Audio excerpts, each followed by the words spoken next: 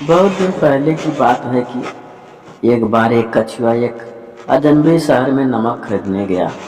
जब वह नमक खरीद कर घर वापस आ रहा था तो उसने देखा कि बहुत सारे बंदर एक पेड़ पर चढ़कर फल खा रहे थे। उन फलों के देखकर उसके मुंह में पानी आ गया। सो उसने उन बंदरों से कुछ फल मांगे। बंदरों ने उसको कुछ फल तोड़ कर दिए। कछुए ने वे फल खाए तो उसको वे फल मीठे लगे। सो कछुए ने उनको कुछ और फल फेंकने के लिए कहा तो बंदरों ने जवाब दिया कि अगर वह और फल खाना चाहता है तो वह पेड़ पर चढ़े और अपने आप फल तोड़कर खाए। वे अब और उनको फल नहीं फेंकेंगे। कछुआ बोला कि वह पेड़ पर नहीं चढ़ सकता, इसीलिए अगर बंदर उसके लिए फल नीचे फेंक दें तो उनकी बड़ी मेहरबानी होगी। इस पर बंदर बोले कि अगर वह खुद पेड़ पर नहीं चढ़ सकता तो कोई बात नहीं, वह अगर चाहे तो वे उनको पीठ पर बैठाकर पेड़ के ऊपर ला सकते थे। कछुआ राजी हो गया। इस पर कुछ बंदर पेड़ से नीचे उतरे। उस कछुए को उठाकर पेड़ के ऊपर बैठा दिया। वहां बैठकर सबने फल खाए। जब बंदर फल खा चुके तो वे कछुओं को बिना बताए और उनको नीचे लाए बिना ही पेड़ पर से नीचे उतर आए। उन्होंने कछुए का नमक भी उठा लिया और उसको लेकर वहां से चले गए। जब कछुए ने देखा कि वह पेड़ पर अकेला ही रह गया तो वह रोने लगा। उसकी इतनी भी हिम्मत नहीं हुई कि वह पेड़ पर से कूद सके।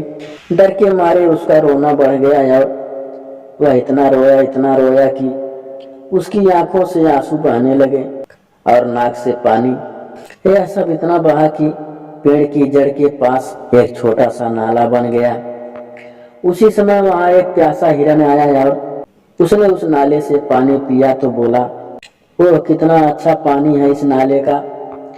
कछुआ यह सुनते ही तुरंत बोला, यह नाला नहीं है, यह तो मेरे आंसू हैं।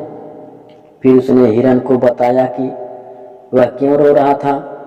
कछुए की कहानी सुनकर हिरन ने कहा, कछुए भाई तुम मेरी कमर पर कूद जाओ, मैं तुमको अपनी कमर पर ले सकता हूँ। कछुआ बोला, तुम्हारी कमर तो केवल 4 उंगली चौड़ी है, मुझे उस पर कूदने से डर लगता है। और कछुआ हिरन की कमर पर नहीं कूदा। उसी समय वहां एक बारहसिंघा आया। उसने भी उस नाले का पानी पिया और उस पानी की बड़ी तारीफ की। कछुआ फिर बोला, यह नाले का पानी नहीं है, यह तो मेरे आंसू हैं। फिर उसने बारहसिंघे को भी बताया कि क्यों रो रहा था।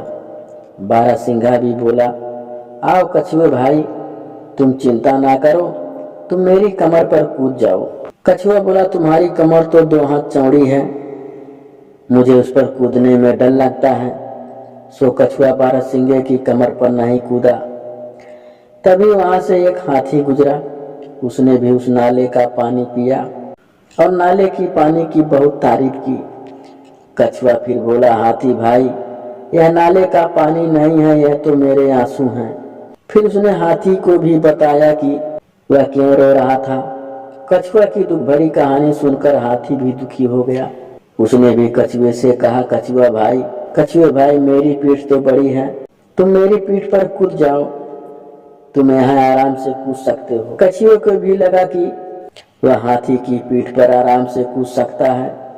सो वह हाथी की पीठ पर कूद गया। कछुआ हाथी की रीढ़ की हड्डी पर कूदा था, सो उसकी रीढ़ की हड्डी टूट गई और वह मर गया। कछुए ने पेट भरकर हाथी का मांस खाया और फिर बंदरों से बदला लेने के लिए बंदरों के गांव की ओर चल दिया। कुछ ही देर में बंदरों के खेतों के पास आ पहुंचा। वहां जाकर वह टट्टी की और आगे बढ़ गया। कुछ देर के बाद बंदर वहां आए। उन्होंने समझा कि वह मांस पड़ा है, सो इसे सब का सब खा गए। कछुआ यह सब देख रहा था। वह बोला, कुछ देर पहले ही तो तुम लोग मुझे पेड़ पर छोड़ आए थे और अब तुमने मेरी टट्टी खा ली। बंदरों ने जब यह सुना तो उनको बड़ा गुस्सा आया। वे लोग कछुए के घर पहुंचे और वहां टट्टी करके एक टोकरी में छिप कर बैठ गए। कुछ देर बाद कछुआ अपने घर से बाहर निकला तो उसने अपने घर के बाहर बंदरों की टट्टी देखी तो वह बंदरों को ढूंढने लगा। उसने सोचा कि बंदर भी यहीं कहीं पास में छिपे होंगे। उसने बंदरों को ढूंढा तो देखा कि सारे बंदर एक टोकरी में छिपे बैठे हैं। उसने उन सारे बंदरों को ऐसी टोकरी में बांध दिया और उस टोकरी को नीचे लुढ़का दिया। सारे बंदर मर गए, केवल एक बंदरिया को छोड़कर। असल में उस बंदरिया ने गिरते समय एक बैल को पकड़ लिया था। वह बंदरिया गर्भवती थी। कहते हैं कि आज जितने भी बंदर दुनिया में मौजूद हैं वे सब उसी बंदरिया की संतान हैं।